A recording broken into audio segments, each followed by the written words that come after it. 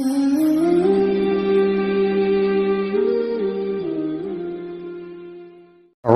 بالله من الشيطان الرجيم بسم الله الرحمن الرحيم وقال الملك ائتوني به فلما جاءه الرسول قال ارجع إلى ربك فاسأله ما بال النسوة اللاتي قطعن أيديهن إن ربي بكيدهن عليم قال ما خطبكن إذ راوتن يوسف عن نفسه قلنا حاش لله ما علمنا عليه من سوء قالت امرأة العزيز الآن حصحص الحق أنا راودته عن نفسه وإنه لمن الصادقين ذلك ليعلم أني لم أخنه بالغيب وأن الله لا يهدي كيد الخائنين وما أبرئ نفسي إن النفس لأمارة بالسوء إلا ما رحم ربي إن ربي غفور رحيم وقال الملك ائتوني به أستخلصه لنفسي فلما كلمه قال إنك اليوم لدينا مكين أمين قال اجعلني على خزائن الأرض إني حفيظ عليم وكذلك مكنا ليوسف في الأرض يتبوأ منها حيث يشاء نصيب برحمتنا من نشاء ولا نضيع أجر المحسنين ولأجر الآخرة خير للذين آمنوا وكانوا يتقون صدق الله مولانا العظيم. तर्जुमा इन आयत मुबारका का ये है, बारी ताला फरमाते हैं वक़ालल मलिक ऊतूनी बिही, और बादशाह ने कहा उसको यानी यूसुफ को मेरे पास ले आओ। फलम्मा जाअहुर रसूल क़ाल इरजिअ इला रब्बिका फ़स्अलहु मा बालुन निस्वति अल्लाती क़त्तअन ऐदियहुन। चुनांचे जब उनके पास एलची पहुँचा तो यूसुफ अलैहिस्सलाम ने कहा अपने मालिक के पास जाओ और उनसे पूछो कि औरतों का क्या किस्सा है जिन्होंने अपने हाथ काट डाले थे। इन्न रब्बी बिकैदिहिन्न अलीम, मेरा परवरदिगार उन औरतों के मक्र से खूब वाकिफ़ है। क़ाल मा ख़त्बुकुन्न इज़ रावत्तुन्न यूसुफ़ अन नफ़्सी, बादशाह ने उन औरतों को बुलाकर उनसे कहा तुम्हारा क्या किस्सा था जब तुमने यूसुफ़ को वरगलाने की कोशिश की थी। क़ुल्ना हाशा लिल्लाहि मा अलिमना अलैहि मिन सू, उन सब औरतों ने कहा हाशा लिल्लाह, हमको उनमें ज़रा भी तो कोई बुराई मालूम नहीं हुई। क़ालत इम्रअतुल अज़ीज़ अल-आन हसहसल हक़, عزیز کی بیوی نے کہا اب تو حق بات سب پر کھل گئی ہے، انا راودتہ عن نفسہ وانہ لمن الصادقین، میں نے ہی ان کو ورغلانے کی کوشش کی تھی اور حقیقت یہ ہے کہ وہ بالکل سچے تھے۔ ذالک لیعلم انی لم اخنہ بالغیب، جب یوسف علیہ السلام کو قید خانے میں اس گفتگو کی خبر ملی تو انہوں نے کہا کہ یہ سب کچھ میں نے اس لیے کیا تاکہ عزیز کو یہ بات یقین کے ساتھ معلوم ہو جائے کہ میں نے اس کی غیر موجودگی میں اس کے ساتھ کوئی خیانت نہیں کی ہے۔ وَأَنَّ اللَّهَ لَا يَهْدِي كَيْدَ الْخَائِنِينَ، اور یہ بھی بات کہ جو لوگ خیانت کرتے ہیں اللہ ان کے فریب کو چلنے نہیں دیتا۔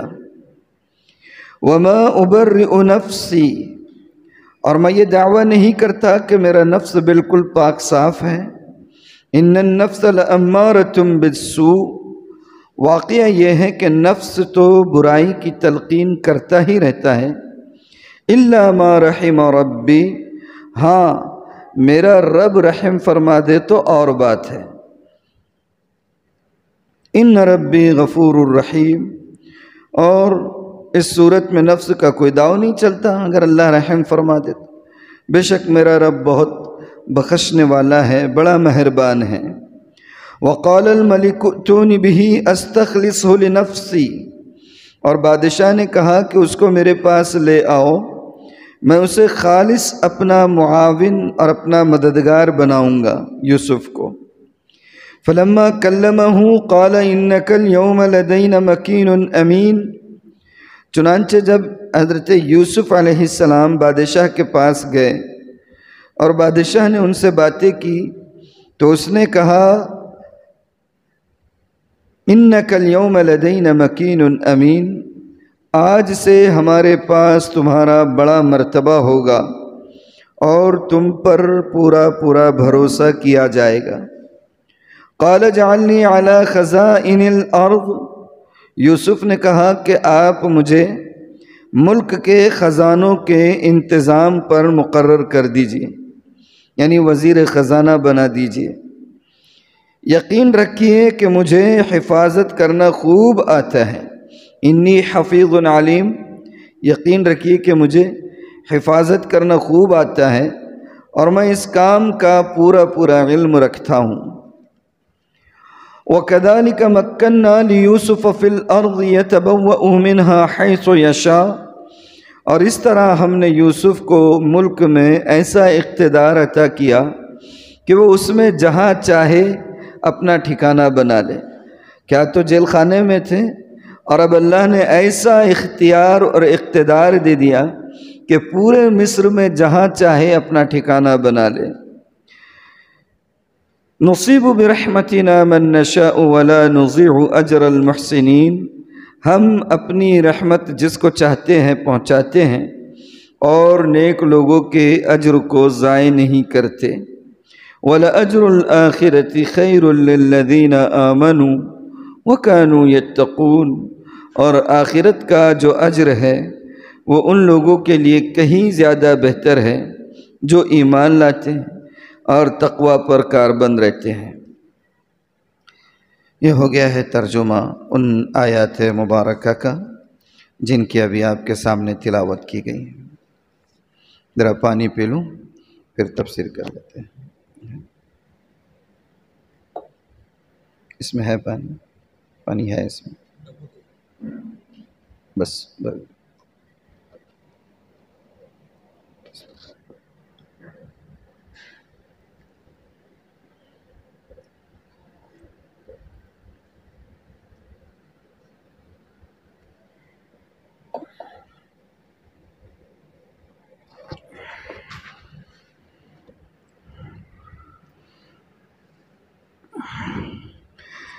الحمدللہ، اللہ رب العزت کا کرم ہے کہ ہمارا ماہانہ درس قرآن کا 18واں درس چل رہا ہے۔ اس سے پہلے 17 ہمارے درس ہو چکے ہیں۔ گزشتہ درس میں جو باتیں آپ کے سامنے پیش کی گئی تھی، مجھے امید ہے کہ وہ آپ کے مستحضر ہوگی، لیکن بہرحال کافی وقت گزر چکا ہے، 1 مہینے کا عرصہ کچھ کم نہیں ہوتا ہے، تو مناسب معلوم ہوتا ہے کہ ہلکا سا اس کا تذکرہ کر دو تاکہ بات تسلسل کے ساتھ سمجھنے میں آسانی ہو۔ گزشتہ ہفتے یا گزشتہ مہینے جو درس ہمارا ہوا تھا، اس میں یہ بات آپ کے سامنے آئی تھی کہ یوسف علیہ السلام جیل میں ہیں، جیل میں 2 قیدیوں نے آپ سے خواب کی تعبیر پوچھی، آپ نے دونوں کی تعبیر بتا دی۔ ایک کے متعلق یہ کہا تھا کہ اس کو سولی پر چڑھا دیا جائے گا، دوسرے کے بارے میں یہ کہا تھا کہ وہ باعزت بری بھی ہوگا اور اس کے بعد اپنے منصب پر، اپنی ذمہ داری پر دوبارہ فائز بھی ہو جائے گا۔ وہ اس کا منصب تھا بادشاہ کے دربار میں، وہ ساقی تھا، اور جس کے بارے میں آپ کو یہ خیال تھا کہ یہ باعزت بری ہوگا اور دوبارہ ساقی بنے گا، حضرت یوسف نے اس سے درخواست بھی کی تھی کہ بادشاہ کے سامنے جب جاؤ تو میرا تذکرہ کر دینا تو رہائی کا کچھ سامان نکل جائے گا، لیکن اتفاق کی بات یہ ہے کہ وہ تذکرہ کرنا بھول گیا اور اچھا خاصا ایک عرصہ کئی سال کا پھر بیت گیا۔ اس دوران یہ ہوا کہ بادشاہ نے ایک خواب دیکھا، اور خواب میں کیا دیکھتا ہے کہ 7 موٹی تازی گائیں ہیں اور دوسری 7 دبلی گائیں ہیں، دبلی گائے موٹی تازی گائے کو کھا رہی ہے۔ ایسے ہی اور ایک چیز یہ دیکھی خواب میں کہ 7 خوشے ہیں، بالیاں ہیں جو ہری بھری ہے، اور اس کے علاوہ مزید 7 بالیاں ہیں جو خشک ہے، سوکھی ہوئی ہے، اور یہ خشک اور سوکھی ہوئی بالیاں ان ہری بھری بالیوں کے اوپر چڑھتی چلی جا رہی ہے۔ خواب کی تعبیر اس نے پوچھا سارے درباریوں سے، اور درباریوں کو اس خواب کی تعبیر سمجھ میں نہیں آئی، حالانکہ اس میں بہت سارے کاہن بھی تھے، بہت سارے خواب کی تعبیر بتانے والے بھی تھے، مگر سب سچی بات یہ ہے کہ اڑن چھو ٹائپ کے تھے، جیسے ہمارے مارکیٹ میں آج کل اڑن چھو ٹائپ کے ہیں، سب بیٹھے ہوئے، لیمبو کی دکان کھول کر، منرل واٹر کی دکان کھول کر سب بیٹھے ہوئے ہیں بہت سارے، تو اس طریقے کے اڑن چھو قسم کے رہے ہوں گے۔ ان کو تعبیر سمجھ میں نہیں آئی، انہوں نے کہا کہ یہ کوئی خواب واب نہیں ہے، بیکار کی باتیں ہیں، دن بھر جو آپ سوچتے رہتے ہیں وہی چیزیں آپ کے خواب میں آ گئی ہوگی۔ یہ مسئلہ جب دربار میں آیا تو اس ساقی کو فوراً ریئلائز ہوا کہ ارے بھائی میں بھی تو جیل سے نکلا تھا، خواب دیکھا تھا، تعبیر ایک اللہ کے بندے نے بتائی تھی، اور اس نے مجھ سے کہا بھی تھا کہ بادشاہ کے سامنے تذکرہ کرنا، لیکن میں بھول گیا تھا۔ آج یہ اچھا موقع ہے بادشاہ کی نظروں میں جو ہے قریب ہونے کا اور بادشاہ کی نظروں میں مقام بنانے کا، میں جا کے وہاں سے تعبیر لے کر آ جاتا ہوں۔ اور بادشاہ سے کہا کہ ایک بندہ ہے جیل میں ہے، میں اس سے تعبیر پوچھ کر آتا ہوں، آپ ذرا جیل میں پہنچانے کا نظم کر دیجئے میرے۔ بادشاہ نے حکم دیا، جیل میں گیا، تعبیر پوچھی حضرت یوسف سے، حضرت یوسف نے تعبیر بتا دی، کوئی سوال نہیں کیا کہ بھائی میرا تذکرہ کیوں کرنا بھول گئے تھے اور اب ضرورت پڑی ہے تو اب چلے آئے ہو منہ اٹھا کر، کچھ نہیں، آپ نے تعبیر بتا دی۔ اور تعبیر جب بتائی تو حضرت یوسف کو اسی وقت اندازہ ہو گیا تھا، نبی تھے، فراست نبوی سے سمجھ گئے تھے کہ اس تعبیر کے سننے کے بعد اب یہاں سے زندگی ایک نئے رخ پر جانے والی ہے، اللہ جو ہے اس جیل خانے سے نکال کر مصر کی اقتدار کی کرسی پر انشاءاللہ پہنچانے والا ہے۔ میرے لیے سارا تذکرہ گزشتہ درس میں ہو چکا تھا۔ وہ اس نے خواب کی تعبیر سنی اور پھر بادشاہ کے پاس آیا، اور بادشاہ کے پاس آنے کے بعد اس نے بادشاہ کو خواب کی تعبیر بتائی۔ اب ظاہر سی بات ہے کہ بادشاہ کے دربار میں ایک سے ایک دگگج بیٹھے والے تھے، مگر سارے کے سارے دگگج جو ہے وہ پھسڈی ثابت ہوئے، کسی نے جواب نہیں دیا۔ اب جیل سے ایک تعبیر ملی اور بادشاہ کو بھی لگا کہ یہ تعبیر واقعتاً سچی لگ رہی ہے، اور پھر حضرت یوسف نے کمال یہ کیا تھا کہ صرف تعبیر بتانے پر اکتفا نہیں کیا تھا، بلکہ خواب کی تعبیر بتانے کے ساتھ ساتھ اس خواب کے اعتبار سے جو مسائل آنے والے تھے ان کا حل بھی بتا دیا تھا کہ 7 سال آپ کے پاس خوب اناج نکلے گا، پھر 7 سال جو ہے وہ خشک سالی کے ہوں گے، بڑی پریشانی کے ہوں گے، لوگ بھوک مری سے مریں گے، قحط سالی ہوگی۔ اب اس کا حل کیا ہے؟ اس کا حل بھی یوسف علیہ السلام نے ساتھ ہی ساتھ بتا دیا تھا۔ حل یہ ہوگا کہ یہ شروع کے 7 سال میں جو اناج کی فصل خوب اگے گی، جو اس وقت آپ نے کام یہ کرنا ہے کہ جتنی ضرورت ہے بس اتنا ہی اناج بالیوں سے نکالنا اور باقی کا سارا اسٹور کر کے رکھ دینا، اور وہ جو بچا ہوا اناج رہے گا اسٹور کیا ہوا، اگلے 7 سال جب اناج نہیں اگے گا اس وقت یہ کام آئے گا۔ اور اس کو کیسے رکھنا ہے، کیا رکھنا ہے، وہ بھی سارا علم انہوں نے حضرت یوسف نے دیا تھا۔ اب یہ بادشاہ نے باتیں سنی اور خواب کی تعبیر سنی اور پھر اس کے ساتھ ساتھ جو ہے مسئلے کا حل بھی سن لیا، تو اس کے دل میں داعیہ پیدا ہوا، شوق پیدا ہوا۔ حضرت یوسف علیہ السلام کے علم سے وہ بہت متاثر ہوا اور ان کی شخصیت سے بھی متاثر ہوا، گرویدہ ہو گیا ان کا، اور اس نے کہا، یہ ساری چیزیں حذف ہے قرآن میں، کیونکہ قرآن کا اسلوب یہ ہے کہ جو باتیں خود بخود سمجھ میں آ جا سکتی ہیں، قرآن اتنی باریکی سے تفصیلات نہیں بولتا ہے، جو چیزیں سمجھ میں آ جاتی ہیں اس کو حذف کر دیتا ہے، وہ چیزیں اللہ کے رسول صلی اللہ علیہ وسلم کی مبارک حدیثوں سے مل جاتی ہیں۔ بہرحال جب اس نے یہ ساری چیزیں سنی اور حضرت یوسف کی تعبیر بتانے سے گرویدہ ہو گیا، تو اس نے اس ساقی سے کہا کہ بھائی اس کو لے آؤ۔ اس نے کہا کہ لے آؤ ان کو۔ وقال الملک ائتونی بہ، بادشاہ نے کہا کہ انہیں لے آؤ۔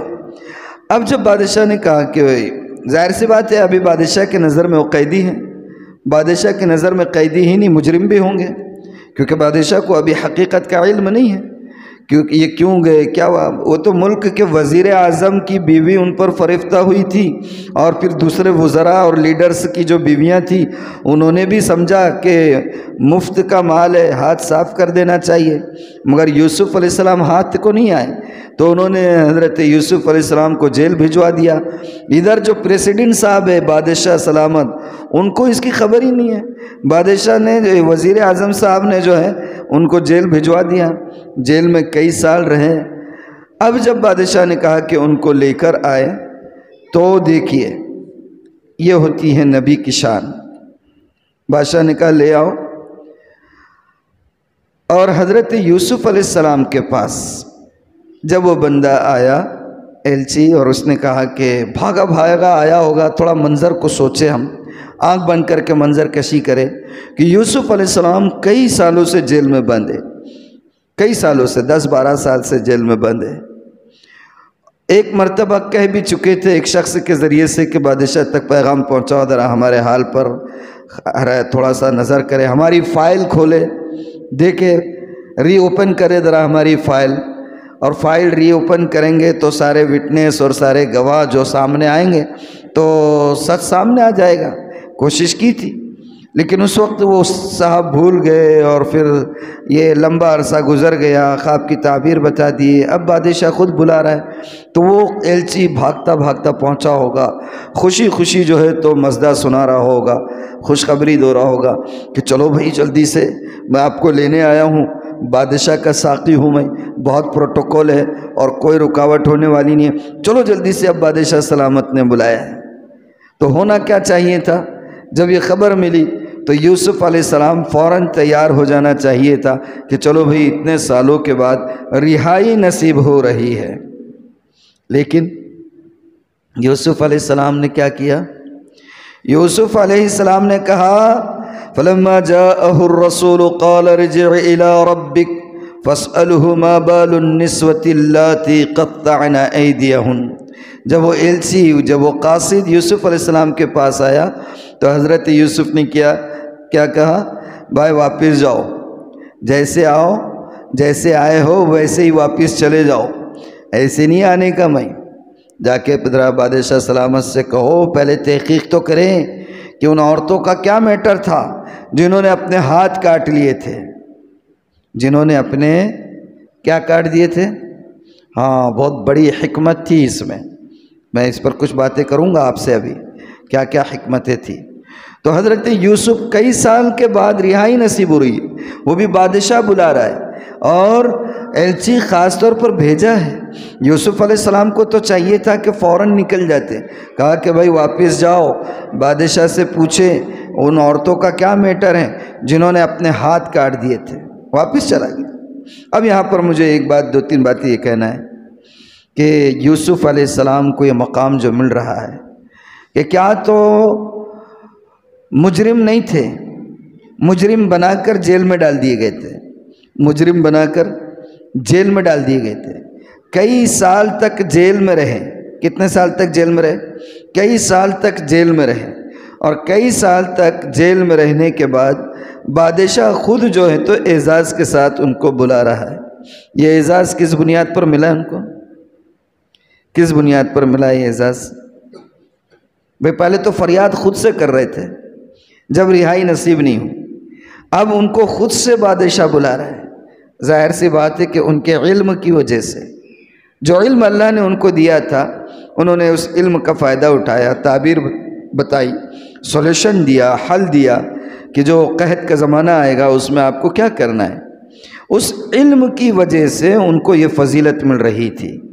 تو علم کا یہ مقام ہے کہ اللہ تعالیٰ علم کی وجہ سے اگر اس کے ساتھ عمل بھی ہو، علم کے ساتھ اگر عمل بھی ہو، خالص ہو نیت، تو جس طریقے سے یوسف علیہ السلام کے دنیا کے مسائل کو اللہ نے علم سے حل کیا، ختم کیا، کیا اللہ کی ذات سے یہ ناممکن ہے کہ آخرت میں علم کی برکت اگر اخلاص ساتھ میں ہو تو آخرت کے مسائل حل نہیں ہوں گے؟ ہوں گے یا نہیں ہوں گے؟ میں آپ کو ایک بات بتاؤں، حدیث ہے، حضرت ثعلبہ رضی اللہ عنہ سے روایت ہے، وہ کہتے ہیں اللہ کے رسول صلی اللہ علیہ وآلہ وسلم نے فرمایا، حشر کے میدان میں جب اللہ تعالیٰ اپنے عرش پر متمکن ہوں گے، کرسی پر بیٹھے، کرسی پر متمکن ہوں گے اور اپنے بندوں پر فضل فرما رہے ہوں گے، رحم فرما رہے ہوں گے، فضل فرما رہے ہوں گے، جنت کے پروانے دیے جا رہے ہوں گے، اس وقت علماء کو لایا جائے گا اور اللہ تعالیٰ کیا کہیں گے ان سے؟ علماء کو لایا جائے گا اور اللہ تعالیٰ ان سے کہیں گے کہ میں نے تمہیں اپنا علم صرف اس لیے دیا تھا دنیا میں کہ میں تمہاری مغفرت کرنا چاہتا تھا۔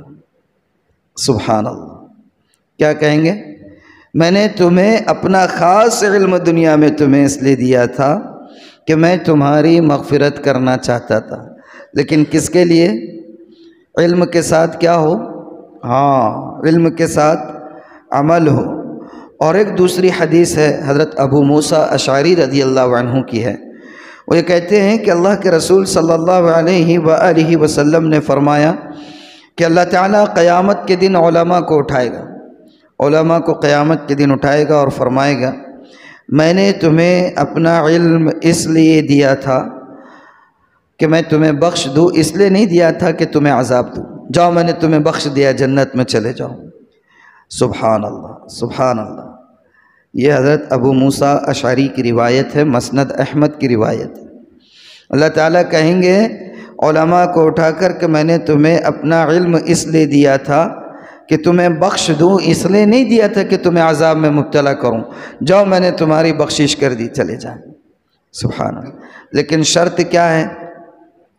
شرط ہے انما الاعمال بالنیات، ورنہ پھر حشر میں جن لوگوں کو سب سے پہلے اللہ کے سامنے کھڑے کیا جائے گا ان میں 3 لوگ ہوں گے۔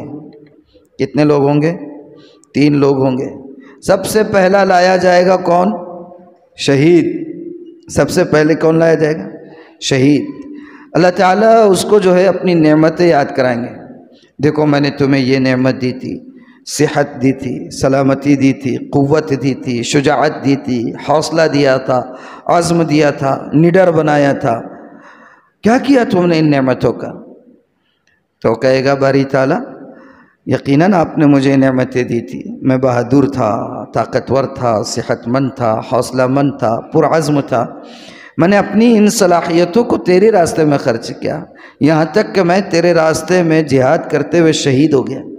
اللہ تعالیٰ فرمائیں گے جھوٹ کہتا ہے، تو نے جہاد اس لیے کیا تھا تاکہ لوگ تجھے شہید کہے، دنیا میں وہ کہا جا چکا ہے پھر اللہ تعالیٰ فرشتوں کو حکم دیں گے اور اس کے چہرے کے بل اس کو گھسیٹ کر جہنم میں پھینکا جائے گا۔ دوسرا کس کو لایا جائے گا؟ اللہ اکبر کبیرہ، اللہ حفاظت فرمائے۔ علماء کو لایا جائے گا، عالم کو لایا جائے گا، اسکالرز کو لایا جائے گا، انٹلیکچوئلز کو لایا جائے گا، جن کو اللہ نے دنیا میں علم دیا تھا، صلاحیت دی تھی، قابلیت دی تھی، فطانت دی تھی۔ اللہ تعالیٰ کہیں گے میں نے تجھے علم دیا تھا، یہ دیا تھا، صلاحیت دی تھی، قابلیت دی تھی، عبور دیا تھا بہت سے علوم پر، ذہن ایسا رسا دیا تھا کہ کسی بھی بات کی تہ تک پہنچ جایا کرتا تھا، اور دقیق سے دقیق بات کو چٹکیوں میں حل کر دیا کرتا تھا۔ کیا کیا اس نعمت کا تم نے دنیا میں؟ وہ کہے گا اللہ میں نے اس علم سے خود کا بھی فائدہ کیا، دوسروں کا بھی فائدہ کیا، قرآن کو سیکھا، دوسروں کو سکھایا، اور تیرے دین کو آگے تک پہنچایا۔ اللہ تعالیٰ کہیں گے جھوٹ کہتا ہے، جھوٹ کہتا ہے، تم نے یہ سب اس لیے کیا تھا تاکہ لوگ تمہیں اسکالر کہیں، اس لیے کیا تھا تاکہ لوگ تمہیں جو ہے حضرت کہیں، بزرگ کہیں، فلاں کہیں، اور قرآن اچھا اس لیے پڑھتے تھے، اللہ خود کہیں گے قرآن اس لیے اچھا پڑھتا تھا تاکہ لوگ قاری کہیں۔ دنیا میں لوگ قاری صاحب بول چکے، دنیا میں لوگ قاری صاحب بول چکے، اور پھر اس کو بھی حکم ہوگا اور وہ بھی جو ہے تو سر کے بل گھسیٹ کر جہنم میں پھینک دیا جائے گا۔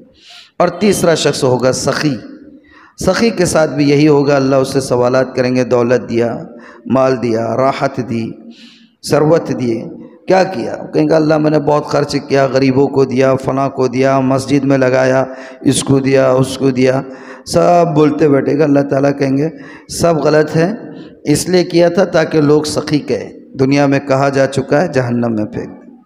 تو یوسف علیہ السلام کو جو جیل سے رہائی نصیب ہوئی ظاہری طور پر، ورنہ یہ تو پورا اللہ کا منصوبہ تھا، ظاہری طور پر یوسف علیہ السلام کو جو رہائی نصیب ہوئی وہ کس وجہ سے ہوئی؟ ان کا علم جو ہے ظاہری طور پر سبب بنا، اور جو علم جس کے ساتھ عمل وابستہ ہو وہ علم جب دنیا میں مصیبتوں کے خاتمے کا ذریعہ بنتا ہے، تو میں نے بتا دیا آپ کو، اللہ علماء کو کھڑے کر کے کہیں گا کہ میں نے یہ علم تمہیں اس لیے نہیں دیا تھا کہ تمہیں عذاب میں مبتلا کروں، جائیں جنت میں چلیں۔ تو آخرت میں بھی یہ علم جو ہے انسان کے لیے راحت کا ذریعہ بنے۔ اللہ تعالی ہمیں اس کی قدردانی کی توفیق عطا فرمائے، اخلاص نصیب فرمائے، استقامت نصیب فرمائے۔ اللہ تا دم واپسی اپنی مرضی پیش نظر رکھنے کی توفیق مرحمت فرمائے۔ بہرحال جب وہ ایلچی ان کے پاس پہنچا تو حضرت نے کہہ دیا کہ بھئی جائیں اور بادشاہ سے جا کر کہہ دیں کہ مجھے نہیں آنا ہے، پہلے وہ اس کی تحقیق لگائیں۔ اب دیکھیے دو تین باتیں ہیں۔ یوسف علیہ السلام نے کیا کہا کہ جائیں اور بادشاہ سے کہیں ان عورتوں کا کیا میٹر تھا جنہوں نے ہاتھ کاٹا تھا۔ اب مجھے بتائیے جیل کس کی وجہ سے پہنچے تھے؟ جیل کس کی وجہ سے پہنچے تھے؟ مین ایکیوز کون تھا؟ اصل زلیخا، زلیخا کی وجہ سے گئے تھے نا۔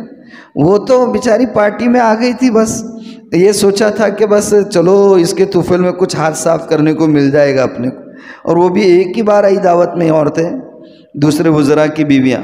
لیکن اصل تو کنسپائریسی، سازش اور بار بار جو ہے تو ورغلانے کی کوشش زلیخا کر رہی تھی۔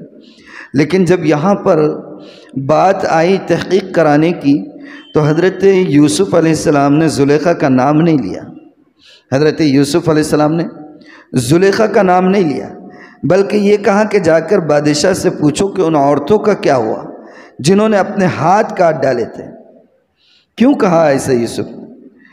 وہ اس لیے دو تین باتیں ہو سکتی ہے۔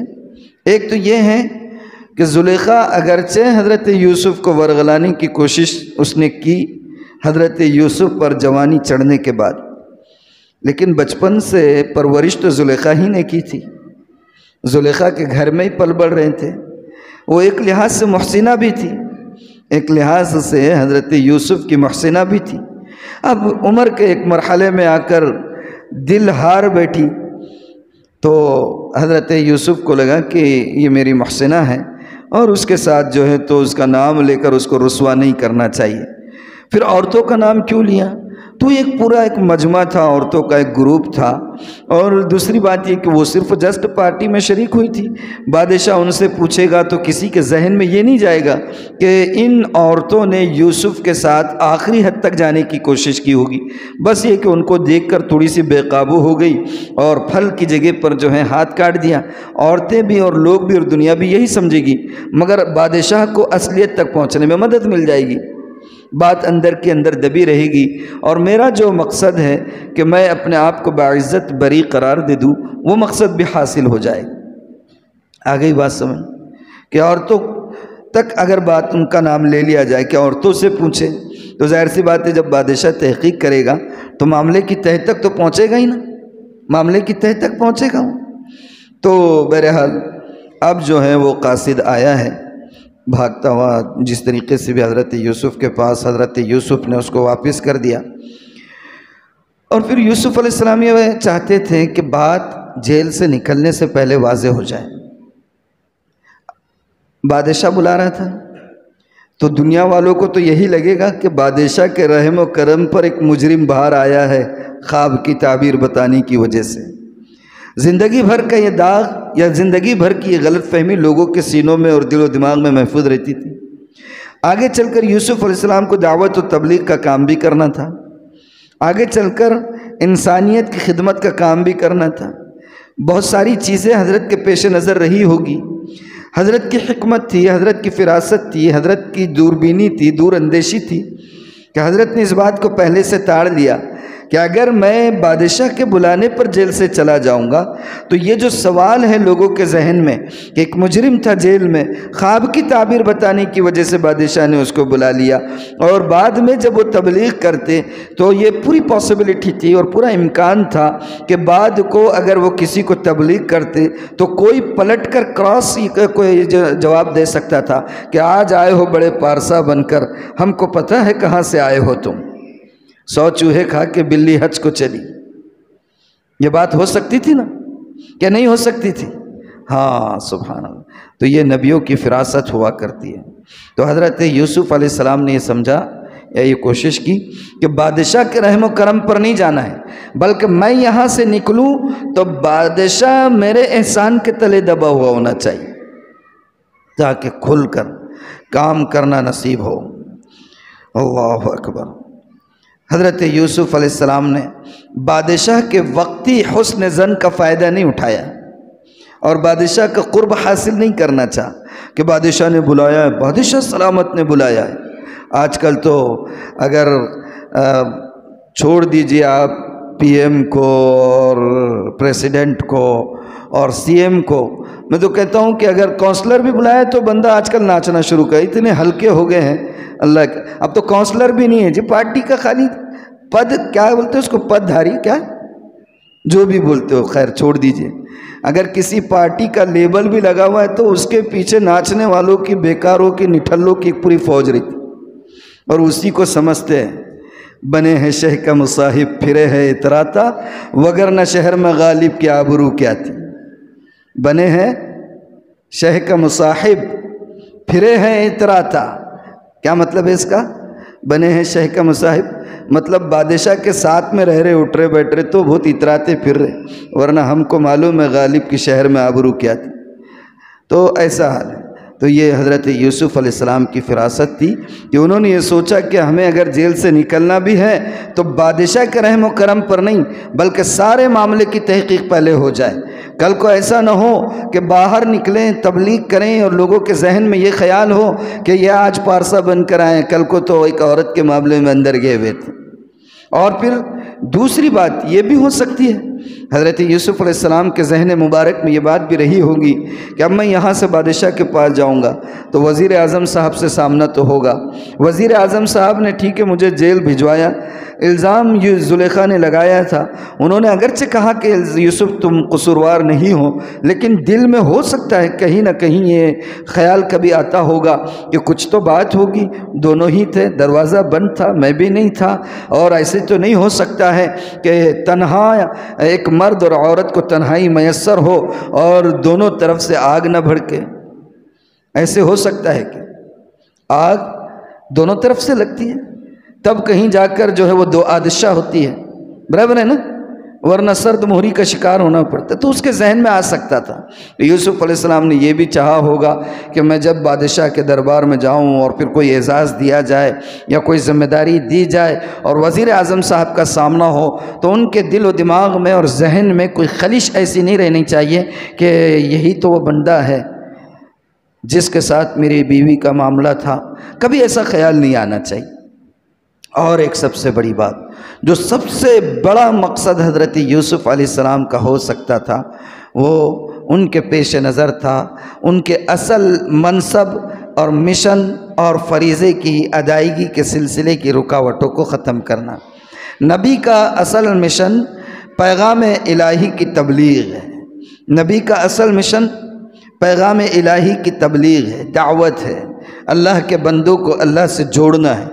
ہر نبی کا اصل مشن یہی تھا، وہ اللہ کے بندوں کو اللہ کی توحید کی طرف بلاتے تھے اور آخرت کا یقین ان کو دلاتے تھے، اللہ کے سامنے حاضر ہونے، حساب و کتاب اور پھر اس کے عوض یا اس کے اجر میں جنت اور دوزخ کی باتیں بتایا کرتے تھے۔ ہر نبی کا یہی مشن تھا۔ یوسف علیہ السلام نے جب جیل میں رہے تو کوئی ایک لمحہ بھی حضرت یوسف نے ایسا ضائع نہیں کیا جس میں وہ قیدیوں کو اس کی تبلیغ نہ کرتے ہو، اور جب جیل سے باہر نکلنا ہے تو ظاہر سی بات ہے اب تو ان کی بانچیں کھل رہی ہوگی، اب مجھے آزادی سے اللہ کے دیے ہوئے اس مشن کو پورا کرنے کا موقع ملے گا۔ تو حضرت یوسف کے پیش نظر یہ بات رہی ہوگی اب مجھے یہاں سے نکلنے کے بعد دعوت و تبلیغ کا اور منصب نبوت کا جو کام کرنا ہے، اس کام کے کرنے سے پہلے کسی کے دل و دماغ میں کوئی شک و شبہ نہ رہے، کسی کے دل و دماغ میں کوئی شک و شبہ نہیں ہونا چاہیے۔ اللہ اکبر۔ یہاں ایک بات میں بتا دوں آپ کو، سبحان اللہ، کیا اللہ نے ہمیں نبی عطا فرمایا۔ اس پوری کائنات میں اللہ رب العزت کے بعد کس کا مقام ہے؟ میرے اور آپ کے آقا محمد الرسول اللہ صلی اللہ علیہ وآلہ وسلم کا مقام ہے۔ تمام انبیاء میں سب سے افضل کون؟ اللہ کے رسول۔ آپ کے جنت میں جانے سے پہلے کسی بشر کو جنت میں جانا نصیب نہیں ہوگا، چاہے وہ انبیاء ہی کیوں نہ ہو۔ یہ مقام ہے، لیکن اس مقام پر یعنی اس آیت پر پہنچ کر اللہ کے رسول نے فرمایا تھا کہ لو لبثت فی السجن ما لبث یوسف لأجبت الداعی، لو لبثت فی السجن ما لبث یوسف لأجبت الداعی۔ آپ نے حضرت یوسف کی تعریف کی اور کہا کہ یوسف کے اخلاق بھی بڑے عجیب تھے، حضرت یوسف کے اخلاق بڑے عجیب تھے۔ جب ان کے پاس قاصد خواب کی تعبیر پوچھنے آیا، جبکہ یوسف نے اس سے کئی سال پہلے کہا تھا میرا تذکرہ کرنا، وہ تذکرہ کرنا بھول گیا اور اس کی وجہ سے کئی سال جیل میں رہنا پڑا، اور پھر کئی سال کے بعد جب وہ خواب کی تعبیر پوچھنے آیا تو آپ نے فرمایا کہ یوسف کے اخلاق بڑے عجیب تھے۔ جب خواب کی تعبیر پوچھنے ایلچی آیا تو انہوں نے خواب کی تعبیر بتا دی، فوراً بتا دی بغیر کسی تأمل کے۔ اگر یوسف کی جگہ میں ہوتا تو میں یہ کہتا کہ میں تعبیر نہ بتاؤں گا جب تک کہ پہلے میری رہائی کا حکم نہ دے دو۔ آپ سب سے افضل نبی ہیں، یوسف علیہ السلام سے افضل ہیں، ان کے والد، ان کے دادا، ان کے پردادا سب نبی ہیں، اور ہمارے آقا سب سے افضل ترین ہیں۔ مگر آپ یہ کہہ رہے ہیں کہ یوسف کے اخلاق کتنے اعلیٰ تھے کہ ان کے پاس جب دوبارہ قاصد آیا خواب کی تعبیر پوچھنے تو انہوں نے خواب کی تعبیر بتا دی۔ میں اگر ہوتا تو میں یہ کہتا کہ جاؤ میں خواب کی تعبیر نہیں بتاؤں گا، پہلے میری رہائی کا پروانہ لے کر آؤ۔ اور یوسف کو جب بادشاہ کی طرف سے لینے کے لیے قاصد آیا تو یوسف کے اخلاق کیا تھے، ان کا صبر کیا تھا، ان کا تحمل کیا تھا اور ان کی فراست کیا تھی کہ انہوں نے یہ کہا کہ نہیں میں نہیں نکلوں گا جیل سے، پہلے معاملے کی تحقیق کرو۔ اللہ کے رسول فرماتے ہیں اگر میں ہوتا تو میں تو سیدھا دروازے کی طرف نکل جاتا۔ نبی کی شان کیا ہے؟ نبیوں کی شان وہی ہے جو یوسف علیہ السلام نے کیا۔ قربان جائیے 100,000 مرتبہ اپنے نبی پاک پر کہ آپ نے اپنی امت کی تعلیم کے لیے یہ جملے ارشاد اپنی طرف منسوب کر کے کہہ دیے کہ اگر میں ہوتا تو میں فوراً دروازے کی طرف جاتا، میں ہوتا تو یہ شرط لگاتا کہ پہلے میری رہائی کا یہ پروانہ دے۔ آپ نے دراصل اپنی امت کے حال پر رحم کرتے ہوئے امت کو تعلیم کے لیے کہا ہے کہ اگر کبھی مسائل کا شکار ہو جائے، حالات ایسے آ جائے اور ہائی پاورفل اتھارٹی اگر آپ کے مقابل میں ہو اور کہیں کوئی چانس اپنی جان بچانے کا نکل سکتا ہو تو پہلے جان بچانا چاہیے۔ ان عمرا کا، ان بادشاہان کا، ان وزراء کا اور ان سیاسی لیڈروں کا کوئی بھروسہ نہیں ہوتا ہے کب ان کی رائے بدل جائے اور کب آپ کے حق میں کیا ہوا فیصلہ آپ کے خلاف ہو جائے۔ یہ ہو سکتا تھا اگر اللہ کے رسول نہیں کہتے یہ بات تو یوسف علیہ السلام کا جو تذکرہ قرآن میں آیا اس کی مناسبت سے تو پھر خالی جیل بھرو تحریک ہی چلانی پڑتی تھی۔ اس آیت کی وجہ سے، اللہ کے رسول کے اس فرمان کی وجہ سے بعض حضرات تو یہ بھی کہتے ہیں کہ رضاکارانہ طور پر جو جیل بھرو تحریکیں چلاتے وہ بھی نہیں چلانا چاہیے، کیونکہ آزادی کے ساتھ اللہ کے دین کی جو خدمت ہو سکتی ہے، آزادی کے ساتھ اپنے فرائض پر جو عمل ہو سکتا ہے، عبادتوں پر عمل ہو سکتا ہے، وہ آزادی کے ساتھ کرنے میں جتنا میسر ہوتا ہے جیل میں رہتے ہوئے وہ ساری چیزیں نہیں کی جا سکتی۔ اس لیے رضاکارانہ طور پر جیل بھرو تحریک کے نعرے نہیں لگانا چاہیے۔ اب ماضی میں ہمارے ملک میں اب کیا کہا جائے، بہرحال بڑے علماء نے جیل بھرے تحریکیں چلائی، کبھی اندرا کے لیے تو کبھی کانگریس کے لیے تو کبھی کس کے لیے، اللہ جانے ان کی نیتوں کو اور اللہ ان کے ساتھ جو معاملہ کرنا، بہرحال یہ چیزیں آئی ہیں۔ اب دو تین باتیں اس میں اور میں بتا دوں۔ اور اللہ ہمارے نبی پاک صلی اللہ علیہ وسلم تو ویسے بھی امت پر بڑے شفیق تھے، رحیم تھے، بڑے شفیق تھے آپ اپنی امت کے لیے۔ حضرت ابو موسیٰ اشعری اور حضرت معاذ بن جبل کو جب آپ نے یمن کا گورنر بنا کر بھیجا تھا تو ان کو جب آپ رخصت کر رہے ہیں، ساتھ میں اونٹ کی نکیل پڑھ کر آپ چڑھ رہے ہیں اور وہ دونوں اونٹ پر بیٹھے ہوئے ہیں سواری پر، اور دور تک آپ ان کو چھوڑنے گئے اور ان کو یمن کا گورنر بنا کر بھیج رہے ہیں تو نصیحتیں کر رہے ہیں کہ وہاں کیسے رہنا ہے، کیسے کام کرنا ہے، انتظامات کیسے سنبھالنا ہے۔ تو جو ایک نصیحت کی تھی اس میں یہ بھی تھی، یسرا ولا تعسرا بشرا ولا تنفرا۔ دیکھو جا رہے ہو یمن، گورنر بن کر جا رہے ہو، وہاں پر لوگوں کے ساتھ آسانی کا معاملہ کرنا، لوگوں کو مشکل میں نہیں ڈالنا، خوشخبریاں دینا، ہر وقت ڈراتے نہیں رہنا، ڈنڈا ہاتھ میں نہیں رہنا۔ سبحان اللہ سبحان اللہ، یہ ہے اللہ کے رسول صلی اللہ علیہ وسلم کا مزاج عالی امت کے لیے۔ اور خود کے لیے کیا حال تھا، خود کے لیے کیا حال تھا کہ تہجد کے لیے کھڑے ہوتے تو اتنا لمبا قیام کرتے کہ آپ کے قدم مبارک پر ورم آ جاتا، کبھی کبھی آپ کی ایڑیاں مبارک پھٹ جاتی۔ کسی نے پوچھا اللہ کے رسول آپ تو بخشے بخشائے ہیں، آپ کا کوئی گناہ ہوتا نہیں ہے، پھر آپ یہ سب کیوں کرتے ہیں، اتنی تکلیف کیوں اٹھاتے ہیں؟ آپ نے فرمایا افلا اکن عبدا شکورا، کیا مجھے اللہ کا شکر گزار بندہ نہیں بننا چاہیے؟ سبحان اللہ۔ اور امت کو کیا کہہ رہے ہیں، آسانی مشکلات میں مت ڈالو، اپنے آپ کو مشکلات میں مت ڈالو، یہ اللہ کے رسول کا مزاج ہے۔ دوسری بات، اب کچھ باتیں اس آیت سے جو نکلتی ہے، حضرت یوسف علیہ السلام نے اپنی براءت ظاہر کرنے کے لیے اس واقعے کی تحقیق کرائی، تو اس سے ایک بات یہ سمجھ میں آتی ہے کہ اگر آپ کسی بڑے عہدے پر ہے، اہم عہدے پر ہے، اہم ذمہ داری نبھا رہے ہیں، کہیں پر کوئی کلیدی عہدہ آپ کو مل رہا ہے تو آپ کو اپنے کیریکٹر کی اور کردار کی حفاظت بہت ضروری ہے۔ اور اگر کہیں سے بھی کوئی شک یا شبہ یا کوئی حرف آپ کی شخصیت پر، آپ کے کردار پر، آپ کے کیریکٹر پر آ سکتا ہے تو اس کو پہلے کلیئر کرانا چاہیے، اس کو پہلے، کیونکہ لوگوں کا ذہن بہت الٹا چلتا ہے۔ عام طور پر دوسروں کے بارے میں لوگوں کا ذہن الٹا چلتا ہے، اپنے بارے میں سیدھا چلتا ہے۔ یہ کیسا ہے سمجھ میں نہیں آتا ہے۔ جگر مراد آبادی کا نام سنیں؟ جگر مراد آبادی بہت بڑے شاعر تھے، ان کا ایک شعر ہے، باہما ذوق آگہی ہائے رے پستی بشر، باہما ذوق آگہی، یعنی بہت سارا علم حاصل کرنے کا شوق تو دیکھیے کیسا ہے، باہما ذوق آگہی، آگہی حاصل کرنے کا، علم حاصل کرنے کا ذوق انسان کا کیسا ہے کہ پوچھئے مت، باہما ذوق آگہی ہائے رے پستی بشر، علم حاصل کرنے کا شوق تو ایسا ہے لیکن اس کے ساتھ ساتھ انسان کی پستی دیکھیے کیسی ہے۔ باہما ذوق آگہی، ہائے رے پستی بشر، سارے جہاں کا جائزہ اپنے جہاں سے بے خبر۔ آج یہی حال ہے نا، سارے جہاں کا جائزہ اپنے جہاں سے بے خبر۔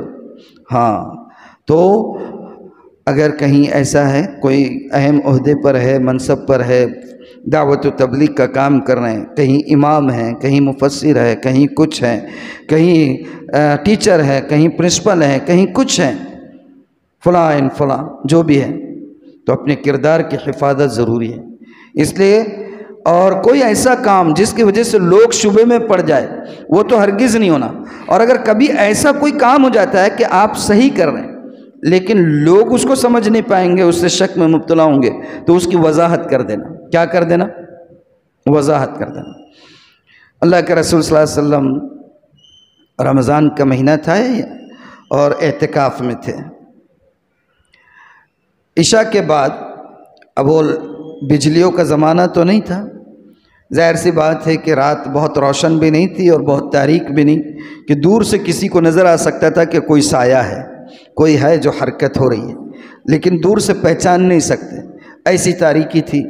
آپ اعتکاف میں ہیں مسجد نبی میں، اور اللہ کے رسول صلی اللہ علیہ وسلم کے عہد مبارک میں مسجد ہی سے لگ کر ازواج مطہرات کے حجرے بھی تھے۔ پہلا حجرہ حضرت عائشہ کا تھا، دوسرا حجرہ حضرت حفصہ کا تھا، تیسرا ام سلمہ کا تھا، اور پھر باقی ساری ازواج مطہرات کے حجرے تھے۔ آپ ایک مرتبہ مسجد میں بیٹھے ہوئے ہیں اور عشاء کے بعد کا وقت نماز وغیرہ ہو چکی ہے، مسجد میں کوئی ہے نہیں، آپ کی دو چار ازواج مطہرات حجرے میں سے نکل کر آپ کے پاس آ کر بیٹھ گئی اور آپ سے باتیں کرتی رہی، اور باتیں کرتے ہوئے پھر بعد میں وہ سب واپس چلے گئیں۔ صرف ایک زوجہ محترمہ حضرت صفیہ وہ رک گئی، کوئی بات کرنی تھی ان کو، وہ رک گئی وہاں پر، باقی ازواج مطہرات تو اپنے اپنے حجروں میں چلے گئیں، حضرت صفیہ رکی ہوئی ہے۔ اللہ کے رسول صلی اللہ علیہ وسلم بہت دیر تک بات کریں، پھر جب ان کو جانے کا مسئلہ تھا تو اب یہ چونکہ اکیلی تھی تو اللہ کے رسول نے کہا کہ چلو آؤ میں تمہیں حجرے تک چھوڑ دیتا ہوں۔ پھر آپ کھڑے ہو گئے اور کہا کہ آپ اب چلے جاؤ، میں وہاں تک آتا ہوں۔ حضرت حفصہ چلی گئی۔ آپ کو ریئلائز ہوا کہ ادھر سے کوئی آ رہا ہے، سامنے سے کوئی آ رہے ہیں۔ آپ نے آواز دے کر پوچھا کہ کون ہے؟ کون ہے؟ میں نے کہا نا کہ دور سے بس سائے حرکت کرتے ہوئے نظر آ رہے تھے۔ تو اس میں ایک تو تھے عبادہ بن بشر اور دوسرے تھے حضرت اسید بن حضیر، یہ دونوں صحابی تھے۔ انہوں نے کہا کہ اللہ کے رسول ہم عبادہ بن بشر اور اسید بن حضیر ہیں۔ تو اللہ کے رسول صلی اللہ علیہ وسلم نے فرمایا ان کو ادھر آؤ۔ جب وہ قریب آ گئے تو کہا آپ نے دیکھا ابھی میرے ساتھ کوئی خاتون تھی؟ بولے ہاں دیکھا۔ آپ نے فرمایا کہ یہ میری زوجہ صفیہ تھی جو ابھی حجرے میں گئی۔ اللہ اکبر کبیرہ، کیا کہا آپ نے؟ یہ میری زوجہ تھی صفیہ جو ابھی حجرے میں گئی۔ ان دونوں نے کہا اللہ کے رسول، اللہ کی پناہ، کیا ہم آپ کے بارے میں بھی یہ تصور کر سکتے ہیں کہ کوئی نامحرم عورت آپ کے ساتھ تنہائی میں آئے گی؟ آخرت تباہ ہو جائے گی ہماری اگر ہم سوچیں گے بھی۔ تو اللہ کے رسول صلی اللہ علیہ وآلہ وسلم نے فرمایا نہ، غلط فہمی ہو سکتی ہے، انسان کدھر کے کدھر مسائل نکال لیتا ہے۔ اگر یہ وضاحت نہیں کرتے، شیطان تو قسم کھا کے آیا کم بخت، پٹھا بہت جاندار ہے، انہیں بوڑھا نہیں ہونے والا ہے۔ ہاں ہم خالی 10-20 سال میں بوڑھے ہو جاتے، انہیں کم بخت جوانی رہنے والا ہے، اس لیے بچ کے رہنا اس سے۔ اللہ نے بولے میں کہاں بول رہا ہوں آپ کو، اللہ تعالیٰ نے بولے ان الشیطان للانسان عدو مبین، انسانوں تمہارا کھلا ہوا دشمن ہے۔ ہاں، اور ہم پہچان رہے نہیں اس کو، پہچان رہے، ہم پہچانتے کہ شیطان؟ پہچانو بھی مت، پناہ مانگو اس سے، کہیں کو جان پہچان بڑھانے کا کم بخت سے پناہ مانگنا اس سے۔ بہرحال تو اللہ کے رسول نے سکتے، اور انسان کا دماغ ظاہر سی بات الٹا چلتا ہے۔ اس کی مثال دیتا ہوں، کیسا ہے، ڈیمو دینا پڑتا، مثال ہے تو سمجھ میں آتی بات، نہیں تو جلدی سمجھ میں نہیں آتی، برابر ہے نا؟ اللہ کے رسول صلی اللہ علیہ وسلم ہجرت کر رہے ہیں، کیسا الٹا دماغ چلتا ہے دیکھیے۔ ہجرت کرتے کرتے آپ کہاں چھپے تھے؟ غارے، بولو کون سے غار میں؟ غارے حرا میں، کیا سور میں؟ غارے حرا میں، ٹھیک ہے۔ اللہ کے رسول صلی اللہ علیہ وسلم چھپے ہوئے، اب وہ ڈھونڈتے ڈھونڈتے غار کے دہانے تک پہنچ گئے۔ تو اس وقت حضرت ابوبکر صدیق نے کیا کہا تھا؟ اللہ کے رسول، وہ اوپر کھڑے ہوئے، آپ نے کہا اللہ کے رسول وہ اگر قدموں پر دیکھ لے اپنے تو ہم کو دیکھ لیں گے، پکڑے جائیں گے اپن۔ تو اللہ کے رسول نے کہا تھا کہ لا تحزن ان اللہ معنا، فکر مت کرو، اللہ ساتھ میں اپنے۔ اور اللہ تعالیٰ نے اس واقعے کو قرآن میں بیان کیا، تعریف کی حضرت ابوبکر صدیق کی۔ لیکن شیعہ مفسرین یہاں پر کیا لکھتے ہیں پتہ ہے؟ وہ یہ کہتے ہیں دیکھ سوچنے کا کیسا نظریہ بدل جاتا ہے۔ اگر دشمنی ہو نا دل و دماغ میں، اور زہر پنپنے لگتا ہو جب دماغ میں، تو پھر میٹھی بات بھی جو ہے، شیریں بات بھی تلخ نظر آتی ہے۔ ایسا ہوتا ہے۔ شیعہ لوگ کہتے ہیں، ان کی کتابوں میں لکھا ہے کہ جب دشمن دہانے پر پہنچ گیا اس وقت ابو بکر یہ کہتے کہ وہ دیکھ لیں گے تو ہم کو پہچان لیں گے۔ اصل میں ابو بکر یہ چاہتے تھے کہ وہ لوگ سن لے اور اللہ کے رسول کو قتل کر دے۔ نعوذ باللہ ثم نعوذ باللہ، 100,000 مرتبہ نعوذ باللہ۔ دیکھیں کیسے دماغ الٹے چلتے ہیں، وضاحت کر دینا کبھی بھی۔ اور معلوم ہے آپ کو، یہ بچپن کے دور تک بھائی بھائی اچھے ہیں، آج کے دور میں سب سے زیادہ تو شیطان بھائیوں میں ڈال رہا آج کل۔ حقیقت ہے، جس گھرانے میں آپ جھانک کر دیکھیے ایک چھت کے نیچے کئی دشمن پنپ رہے ہوتے ہیں، اللہ ماشاءاللہ کوئی کوئی گھر بچے ہوئے، اللہ بچائے رکھے، اللہ سب گھروں سے ان مسائل کو ختم فرماتے۔ جس گھر کو دیکھیے آپ ایک چھت کے نیچے رہتے ہیں اور دلوں کی دوریاں لاکھوں کلومیٹر دور سے زیادہ ہوتی ہیں۔ یہ ہے، ہر چیز الٹی نظر آتی۔ انہیں ایسا گیا، انہیں میرے کو نظر انداز کرا، انہیں ویسا آیا، اس کا کچھ تو بھی ارادہ۔ ارے بھائی تیرا دماغ خراب ہے، تو اپنا دماغ صحیح کر، اپنا دماغ صحیح کر، ساری دنیا صحیح ہے یا نہیں؟ اور ایک مثال دے دیتا ہوں آپ کو۔ اللہ کے رسول صلی اللہ علیہ وسلم کا مکی دور کیسا تھا؟ سخت مصیبتوں کا تھا۔ صحابہ کو بھی اور اللہ کے رسول صلی اللہ علیہ وسلم کو بھی دعوت دین کی وجہ سے بے پناہ تکلیفیں دی گئیں۔ اتنی تکلیفیں تھی کہ جو نئے نئے اسلام میں داخل ہوتے تھے ان کو چھپ چھپ کر جو ہے دین پر عمل کرنا پڑتا تھا، کھل کر آزادی کے ساتھ عمل نہیں کر سکتے تھے۔ مجبور ہو گئے، ظلم و ستم جب سہنے کے قابل نہیں رہا تو وہ لوگ چند صحابہ مل کر حبشہ کی طرف ہجرت کر گئے۔ آج کل کون سا ملک ہے حبشہ؟ اب حبشہ تم گلوب میں ڈھونڈو گے، وہ گلوب جو آتا ہے اس میں تو کوئی حبشہ دکھے گا نہیں آپ کو۔ کون سا ملک ہے حبشہ؟ جی نہیں، ایتھوپیا۔ کون سا؟ ایتھوپیا۔ یہ جو ایتھوپیا ہے، ایریٹریا ہے، یہ اس وقت کا حبشہ ہے۔ تو حبشہ کی طرف ہجرت کر گئے۔ ایک کرسچن اسکالر ہے بہت بڑا، اورینٹیلسٹ ہے۔ اورینٹیلسٹ سمجھتا ہے جو مغربی ممالک کے لوگ اسلامی علوم کا مطالعہ کرتے، مستشرقین کہتے اردو میں ان کو۔ اور وہ مطالعہ کیوں کرتے؟ ان کا مقصد یہ رہتا ہے کہ کچھ تو بھی لو پوائنٹ نکال کے پھر اس کو بڑا چڑھا کے اسلام کے خلاف پروپیگنڈا کرنا۔ تو ایک انگریز اسکالر ہے مارگولیوس، اس نے کہا کہ مکہ کے زمانے میں یہ جو صحابہ مائگریشن کیے تھے ادھر ایتھوپیا کی طرف، حبشہ کی طرف، وہ دراصل وہاں جا کر اپنے دین پر عمل کرنے کو نہیں گئے تھے، بلکہ محمد نے صلی اللہ علیہ وآلہ وسلم، محمد نے ان کو حبشہ کے بادشاہ کو مکہ پر حملہ کرنے کے لیے تیار کرانے کے لیے بھیجا تھا۔ کیسا ذہن چلتا ہے؟ الٹا۔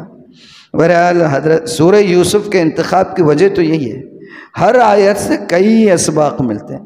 تو اپنی شخصیت، اگر آپ دعوت و تبلیغ کا کام کر رہے ہیں، اگر آپ کسی بڑے عہدے پر ہیں، اگر آپ گھر کے سربراہ ہیں، اگر آپ کہیں پر ملازمت کر رہے ہیں، کچھ بھی کام کر رہے ہیں، تو شخصیت کے اوپر اگر حرف آ رہا ہو تو پہلے اس کی وضاحت کر دینا۔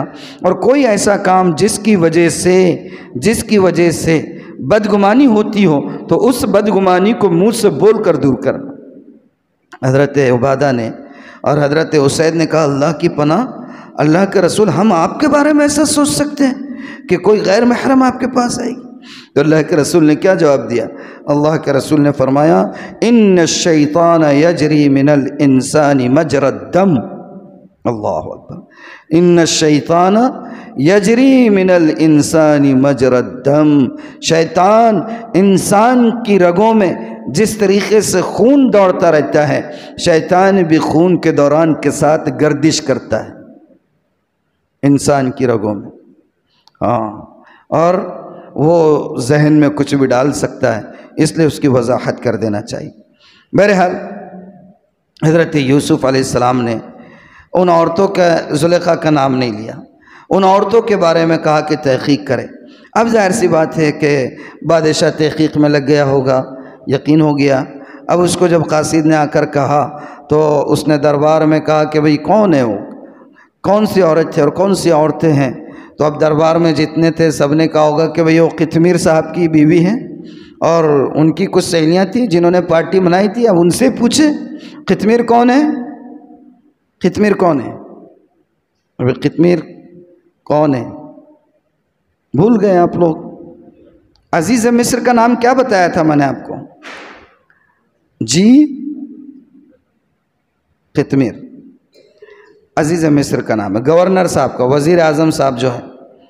تو سارے درباریوں نے کہا کہ اب تھوڑا منظر آنکھ بند کر کے سوچے کہ بادشاہ کے سامنے میٹر آیا، پورا دربار بھرا ہوا ہے، وزیر اعظم ہے، بادشاہ پوچھ رہا ہوگا، وزیر اعظم بیٹھا ہوا ہوگا اور پورے درباریوں کی نگاہ اس کی طرف اٹھ رہی ہوگی اور اس کی نگاہ زمین میں گڑ رہی ہوگی اور بادشاہ غصے کی نظر سے اس کو دیکھ رہا ہوگا.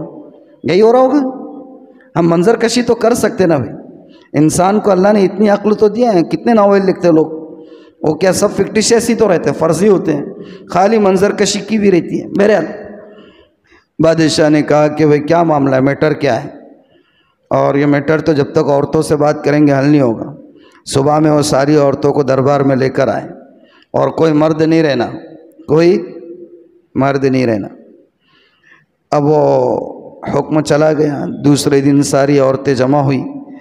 اب جمع ہوئی تو بادشاہ نے، دیکھیے کتنا ذہین تھا، اندر ہی اندر تحقیق پہلے کر لی. اس کو یقین ہو گیا کہ یوسف بے قصور ہے.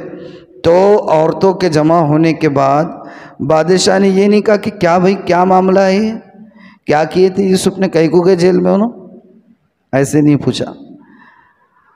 کون قصوروار ہیں، آپ ہیں، انہوں ہیں، کیا ہے سچائی، یہ بھی نہیں پوچھا.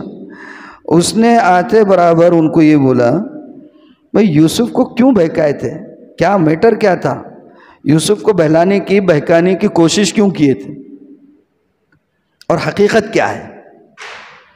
یہ نہیں کہا کہ یوسف قصوروار تھا، کیا مسئلہ تھا. ڈائریکٹ یہ کہا کہ یوسف کو بہکانے کی کوشش کیوں کر رہے تھے، کیا معاملہ تھا، یہ کون تھا یہ. تو ان عورتوں نے کہا اللہ کی قسم یوسف میں ہم نے کوئی عیب نہیں دیکھا، سارا قصور ہمارا تھا، سارا قصور ہمارا تھا. اب پوری گینگ خواتین کی جو تھی انہوں نے اعتراف جرم کر لیا. ساری عورتوں نے کہہ دیا کہ یوسف بے قصور ہے. تو اب زلیخا کب تک رک سکتی تھی؟ زلیخا نے بھی کہا کہ نہیں، معاملہ جو ہے یہ ہے کہ یوسف بے قصور ہے، میں نے ہی اس کو ورغلانے کی کوشش کی تھی، اس کی کوئی غلطی نہیں تھی اور یوسف تو بالکل بے قصور ہے. اب جب یہ بات آ گئی تو بادشاہ نے پھر، ظاہر سی بات ہے کہ اب تو اور بھی حضرت یوسف کا وہ گرویدہ ہو گیا. پہلے ہی بلا رہا تھا، حضرت یوسف خود سے نہیں آئے، کہا کہ پہلے تحقیق ہو جائے، یہ داغ دھل جائے، لوگوں کے ذہن سے یہ دھبا بھی ہٹ جائے کہ مجرم آیا ہے جیل سے اور ہم پر حکومت کر رہا ہے. کہا کہ نہیں، اب بڑے اہتمام کے ساتھ، پورے کتابوں میں لکھا ہے کہ تزک و احتشام کے ساتھ درباری پورے کھڑے ہوئے دو رویہ صف میں اور پورے اہتمام کے ساتھ بلایا گیا. اور پھر اس نے حضرت یوسف سے بہت کچھ باتیں کی اور کہا کہ بھئی آپ کی ہمارے نظر میں بہت عزت ہے، ہم یہ چاہتے ہیں کہ یہ ساری ذمہ داری ہماری جتنی ہے، کیونکہ خواب تو بہت بھیانک دیکھے ہم نے اور انجام بھی بہت بھیانک ہونے والا ہے. آپ نے تعبیر بتائی ہے، انتظام بھی بتا دیا، حل بھی بتا دیا، لیکن مجھے ایسا لگتا ہے کہ اب یہ سارے معاملات کو ہم حل نہیں کر سکتے. ہم یہ چاہتے ہیں کہ یہ پورا نظام ملک کا آپ سنبھال. حضرت یوسف نے کہا نہیں، پورے نظام کی ضرورت نہیں ہے، اتنا کریں کہ مجھے جو ہے آپ فائنانس منسٹر بنا لیں، وزیر خزانہ بنا دے۔ کیا بنا دے؟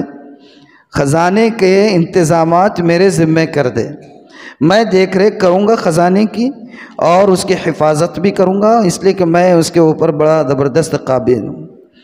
اور پھر اس کے بعد حضرت یوسف نے کہا کہ دیکھیے، یہ جو میں نے یہ شرط رکھی تھی جیل سے آنے کے لیے کہ پہلے عورتوں کے معاملے کو کلیئر کر لیا جائے کہ قصوروار کون ہے اور میرا کیا معاملہ ہے، وہ اصل میں نے یہ بتانے کے لیے کہا تھا کہ عزیز مصر جو ہے وہ یہ جان لے کہ میں نے ان کے پیٹھ پیچھے ان کے گھر میں رہتے ہوئے کبھی خیانت نہیں کی۔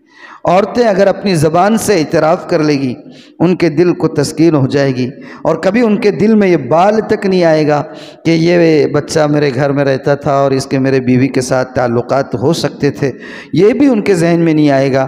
میں نے اس لیے یہ بات کہہ دی، ورنہ مجھے کوئی کہنے کا یہ نہیں تھا۔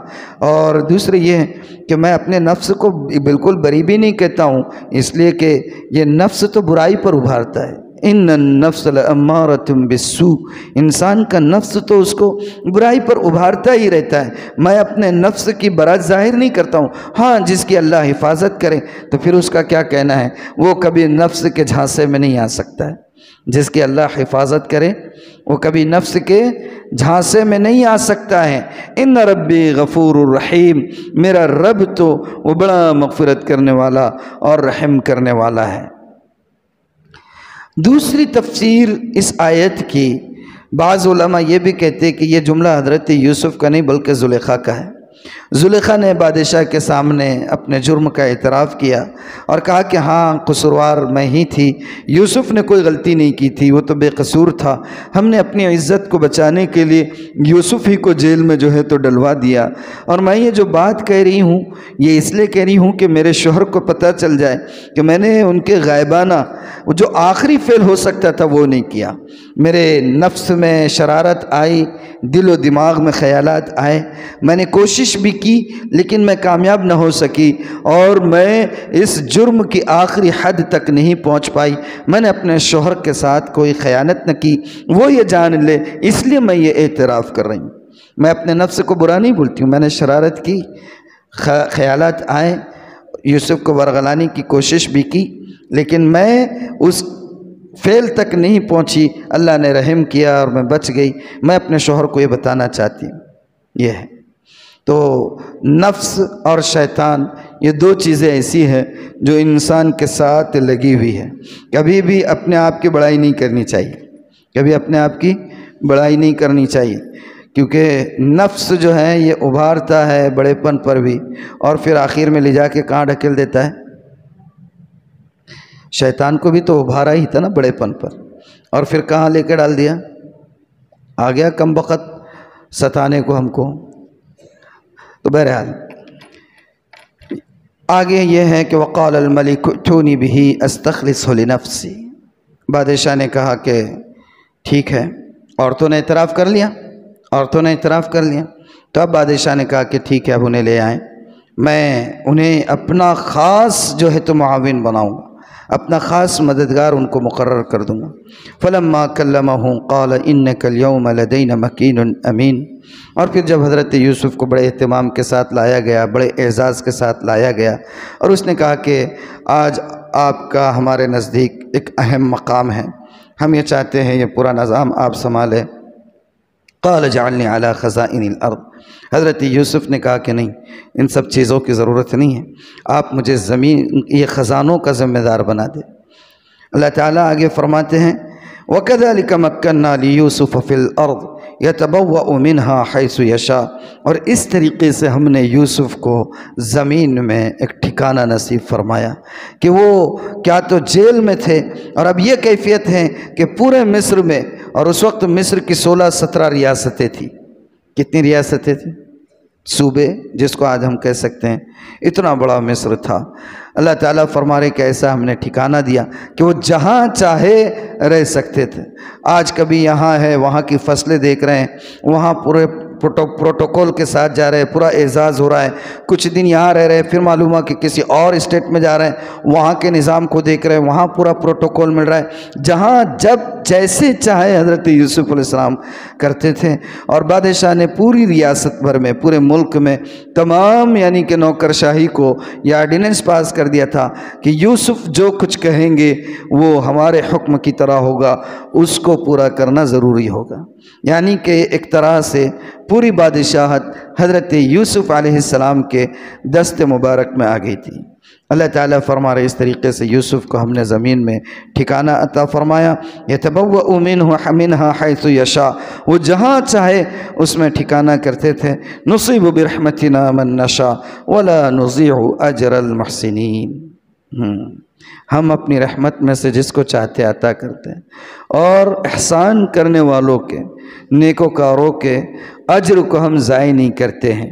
وَلَأَجْرُ الْآخِرَةِ خَيْرٌ لِّلَّذِينَ آمَنُوا وَكَانُوا يَتَّقُونَ، اور آخرت کا جو اجر ہے وہ زیادہ بہتر ہے ان لوگوں کے لیے جو ایمان بھی لاتے ہیں اور اللہ سے ڈرتے ہیں۔ تو اللہ تعالیٰ اپنے نیک بندوں کو کبھی ضائع نہیں کرتا ہے۔